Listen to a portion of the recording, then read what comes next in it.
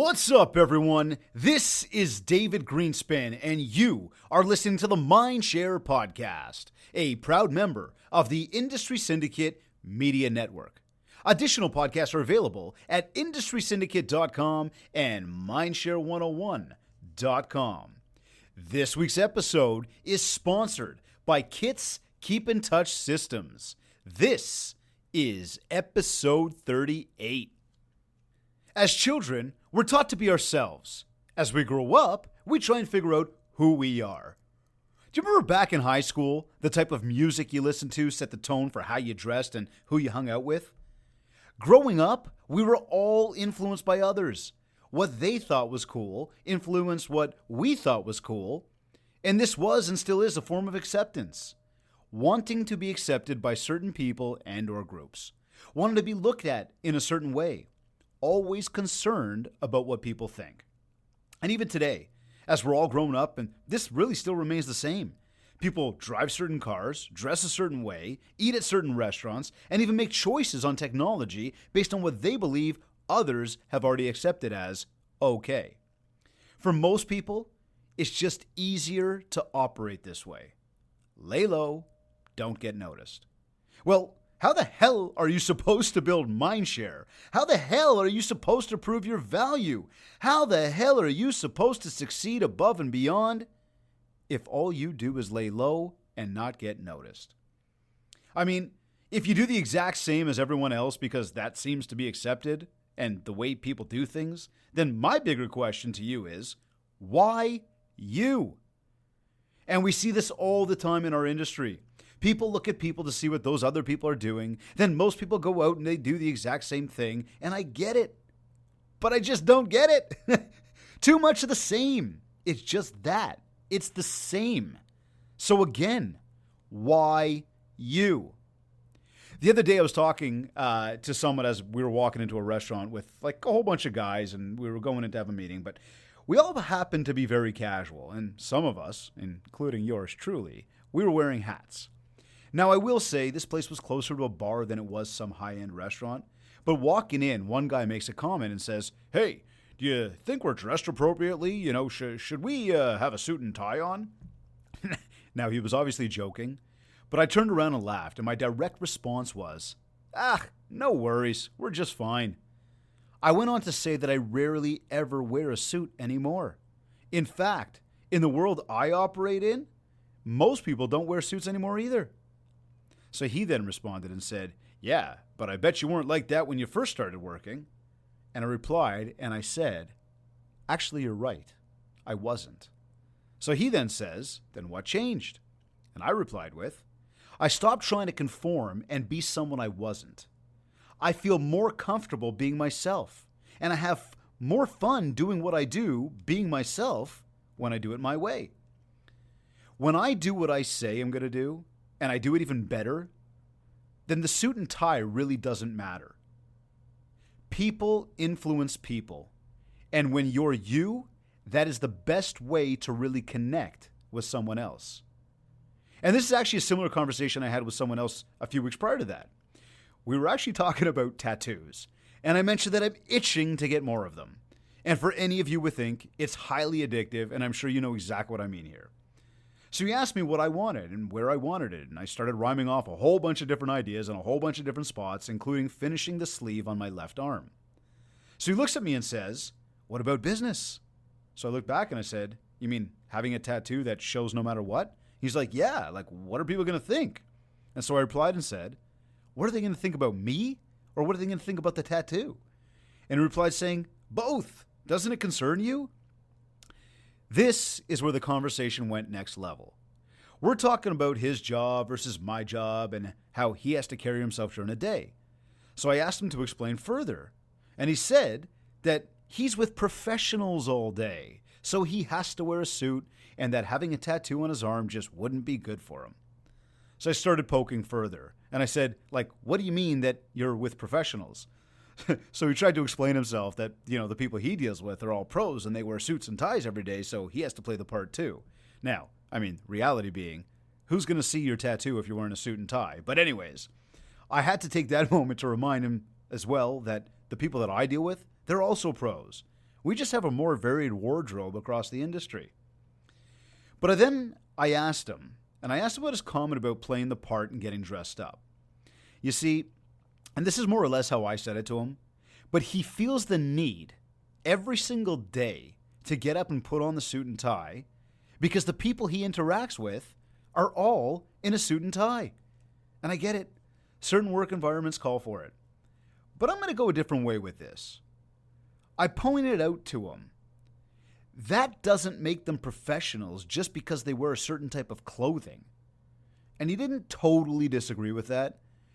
But then I went on to ask him if he likes wearing the suit and tie every day, and he replied, no. So I then asked him if he thinks that any of those people like to wear it either. And he said, probably not. So then I said, so all of you guys just put the outfit on every day simply to impress each other. But no one likes to wear them. So why even bother? I mean, who are you trying to impress? In fact, you're all trying to impress each other, which is literally just its own sense of awkward if you really think about it. He then went on to this thing of, well, we have to carry ourselves a certain way. It's about perception, which I get. People perceive us in a certain way, and that can make or break a deal, and I get that. But aren't most deals, at least bigger ticket deals, won and lost because of relationships more than anything, including more than what you wear? And his answer was yes. So I asked him if he hangs out with any of these people outside of work, and he said yes, a few of them. Now, let me put this in a little bit more context.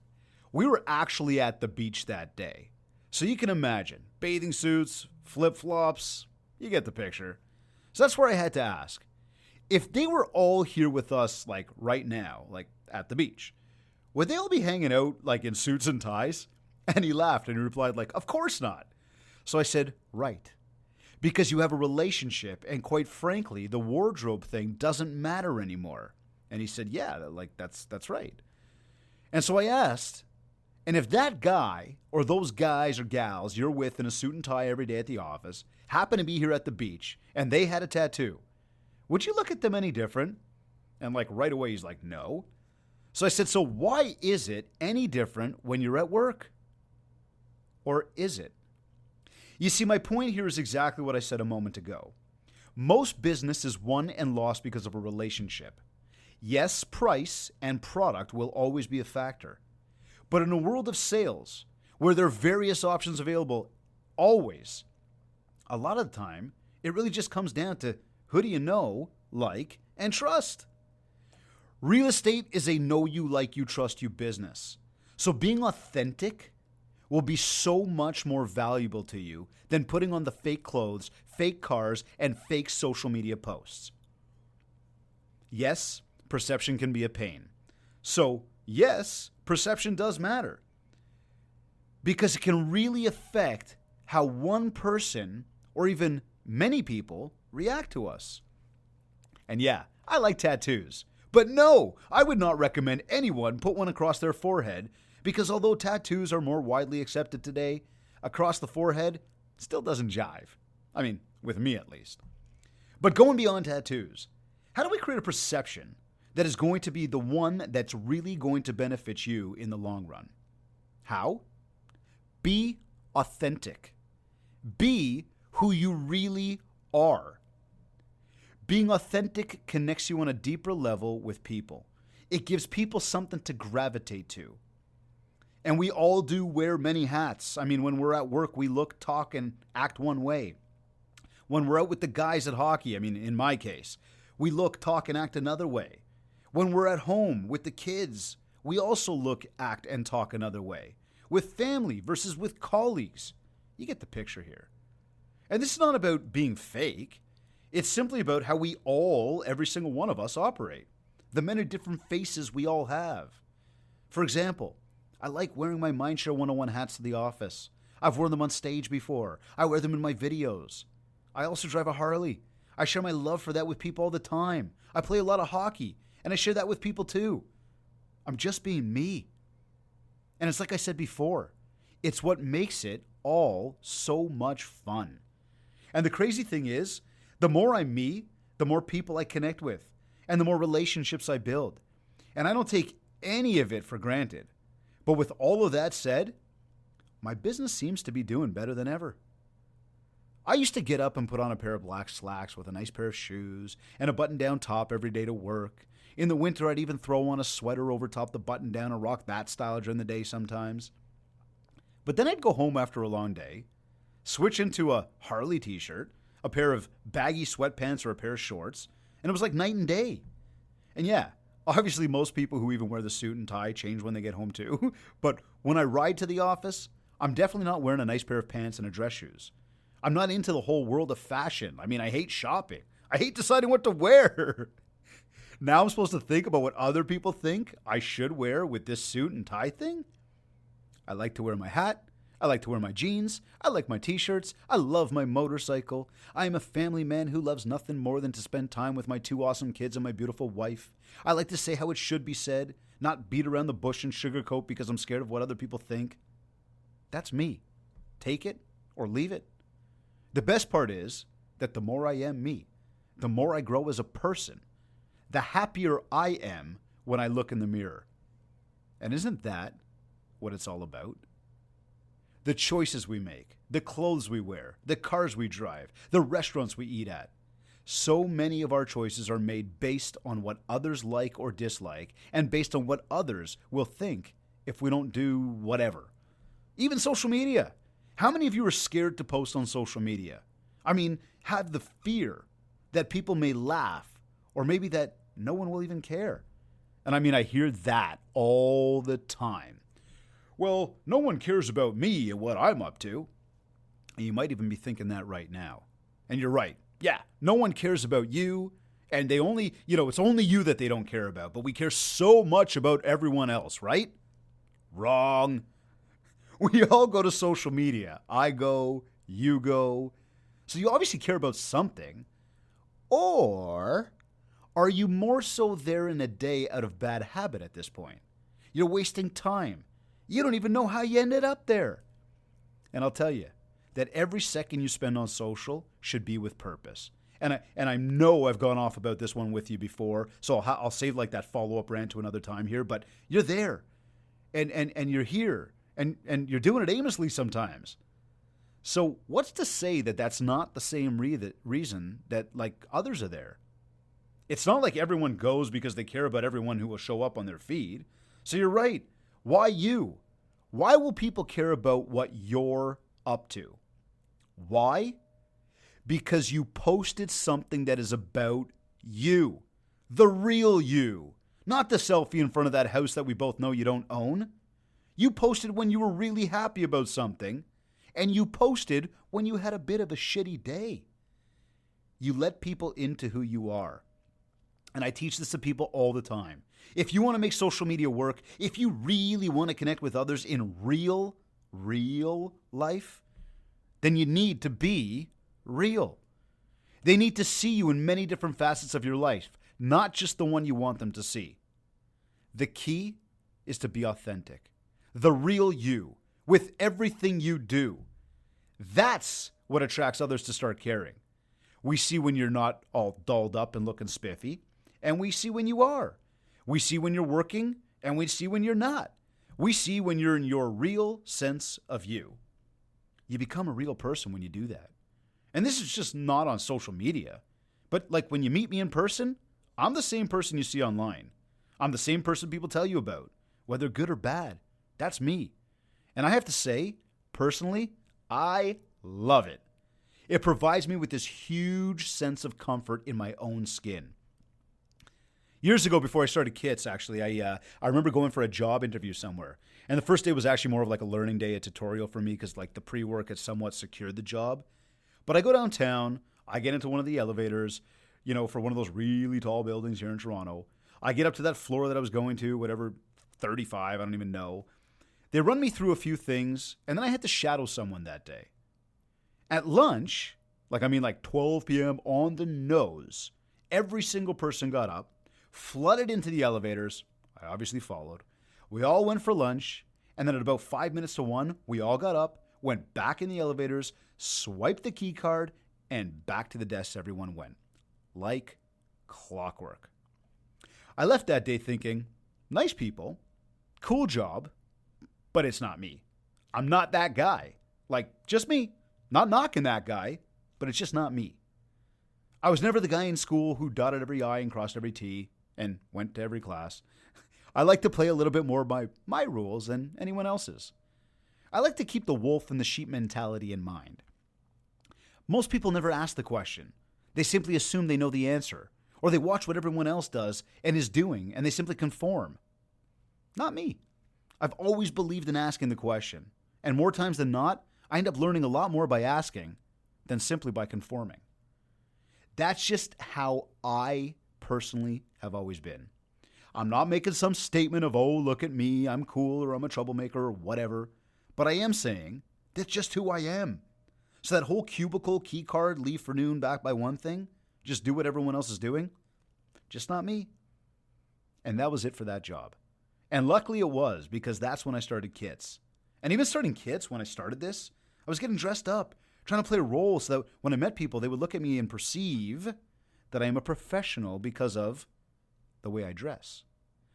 I learned a long time ago, though, that this business is built on relationships. And when you're new, relationships take time to build. So you need to do what you can to make that happen. But fast forward, I'm doing everything I need to be. I'm meeting people, I'm delivering on what I promised, and now I'm earning trust. I am building tighter relationships. Well, those quickly fast forward to going out for lunch, maybe dinner, golf, or maybe some drinks together, maybe even playing hockey or riding together, even connecting on social media together. And we all know that when you get to that place with someone, no one wants to talk all about business all the time. It has to go so far beyond that. Well, in order to go well beyond that, you need to be yourself. You need to be authentic. I had someone the other day who asked if her video was okay. I asked her why she was asking me, and she said that she wasn't wearing any makeup. So I said, so? You're being you. If people don't like it, do you really want to work with those people? How far can a relationship go if it's fake? It can't. At some point, everyone realizes it, and then there's nothing more to discuss with each other. We all know, almost at first glance, who we can and can't sit down with to hang out. And I don't mean we don't like each other or we're mean to each other. I just mean, I know who I can sit down and have a beer with and just be myself, and I know who I just wouldn't connect with. On a business level, I can hold a conversation with anyone. On a personal level, when the guard is supposed to be dropped, if we just don't have the same values, we don't enjoy the same things, then what really is there to talk about with each other anyways? We only have so much time in this world, and I always tell you, use it wisely. So the way I see it, I am who I am. I talk the way I talk. I dress the way I dress. You want to have an opinion? Look at my track record first. Then perceive and think what you want, whether it's positive or negative. Don't judge me by my tattoos. Don't judge me by the way I dress. Get to know me first, then form your opinion. But if I don't let you in, then it merely stays as perception, and now you don't really know me. So how do you perceive me? What has that done to our chances of getting to know each other, or our chances of doing any business together? End of the day, I am who I am, and you are who you are. And if we have to fake that, then personally, I'd rather pass. Our world today has given us all the opportunity to share who we are, drop our guard, show our wins and our losses. Getting dressed up and trying to be someone you're not, it can only last so long until you realize you are not that person. Until you realize you are not happy trying to be that person. Until you realize that maybe other people don't even like the person you are trying to be. Don't fake it. Do not be shy of who you are. Do not be embarrassed of who you are. Do not pretend to be someone you're not. We all see right through it. And there are not a lot of places to hide anymore. So why not give the world the absolute best, most authentic version of you, who you really are? Enjoy it to the fullest, because we only live once, and you will win more. You're either listening to this on iTunes, Google Podcasts, iHeartRadio, Stitcher, Spotify, wherever podcasts are available. Or maybe you went to industrysyndicate.com or even mindshare101.com. Wherever you like to consume your content, please rate, review, and subscribe. And if you haven't yet, connect with me on Facebook at Mindshare101 and on Instagram at DavidGreenspan101. This has been another episode of the Mindshare Podcast. Thanks everyone for listening.